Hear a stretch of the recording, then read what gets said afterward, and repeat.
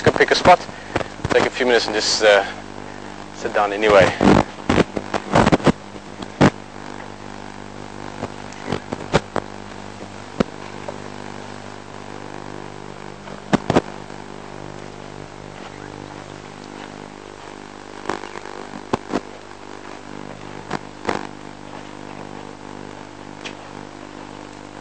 Guys, I'm sure most of you know what this is.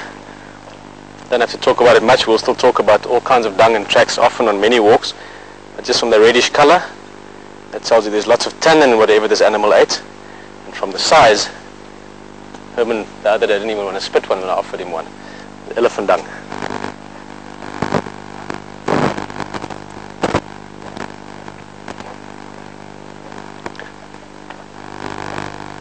As in, like I said, the impalas are over in that direction.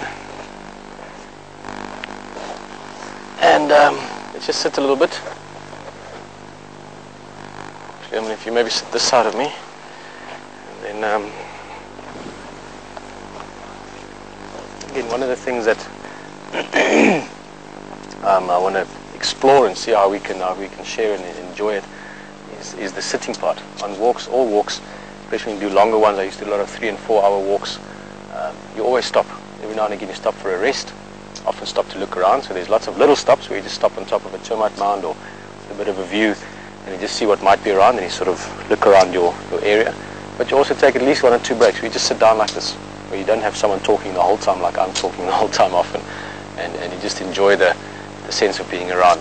And of course, with people joining us from all over the world, we have to learn more about how to do that. And I think to start with, I'm just going to be quiet for a little bit. I'm just going to show you around. Lots of little things you can show you, so you give you an idea of what you might have been looking at if you were sitting. Everything from some dung and tracks, just the surroundings to the waterhole, and maybe those impala if they come down. So let's just enjoy the quiet sitting in the bush. And the flies.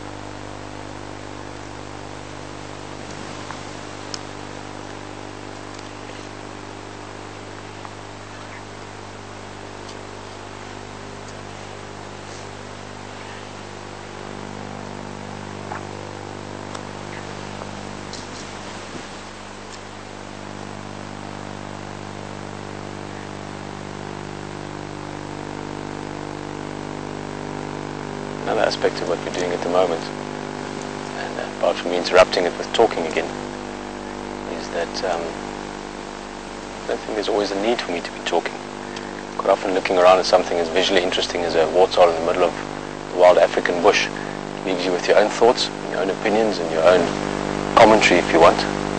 So like I said, I just want to learn more about it a little bit. We'll obviously get responses from you guys and we'll do more walks and everything as it does tend to develop more and more with Wild Earth.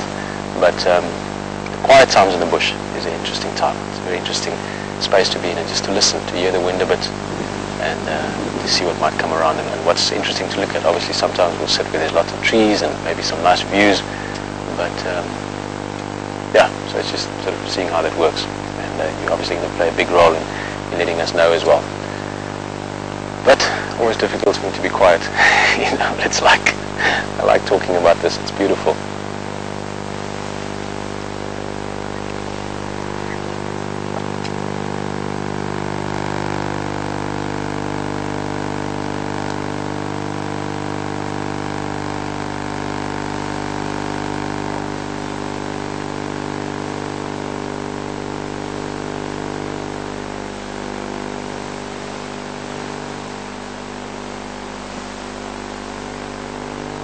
Now patience, or impatience maybe, is one of the traits I think that exists a lot more in humans than it does in animals or other animals.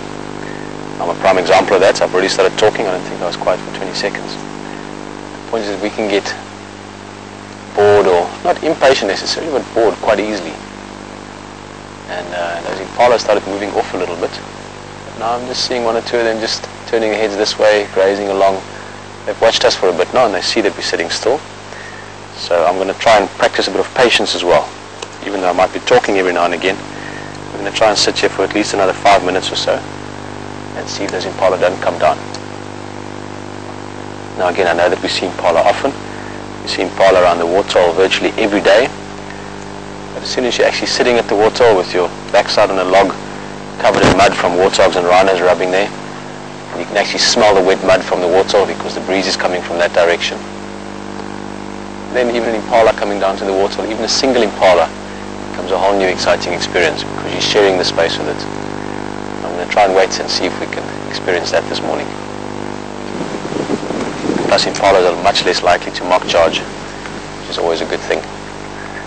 Or not, depending.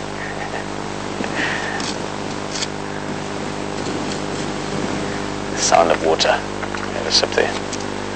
Thanks, Herman.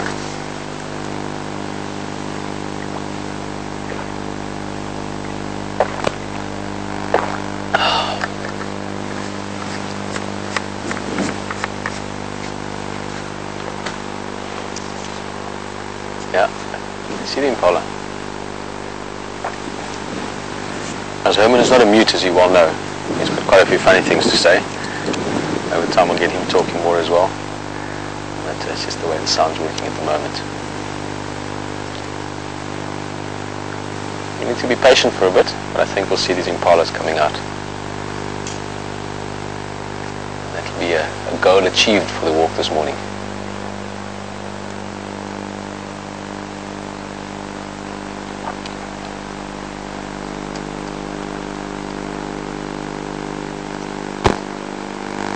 On other occasions in the future, depending on what kind of animals are around, depending on whether we see them first or they see us first, and all kinds of scenarios, like I said last night, around the fire to explain how to do and how to behave around what animals, when, and which conditions. It's impossible. It's just so many, infinite number of variables. So we will learn it as it goes along. Quite often my point is that if we saw, let's say, some buffaloes coming down and they hadn't seen us yet, then you can choose to do it like we're doing now, be out in the open, see how they behave. But obviously also we can camouflage ourselves. Like other animals, we can blend into our environment. So on other occasions we might go and lie under a bush and try and be as sort of invisible as possible and watch things come down as well.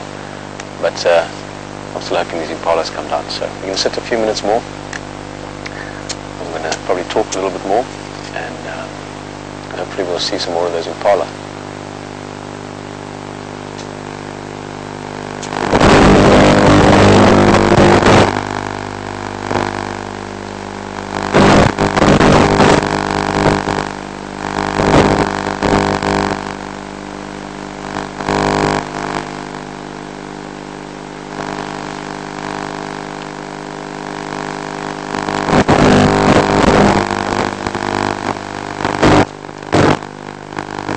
That most animals don't have any problems with patience.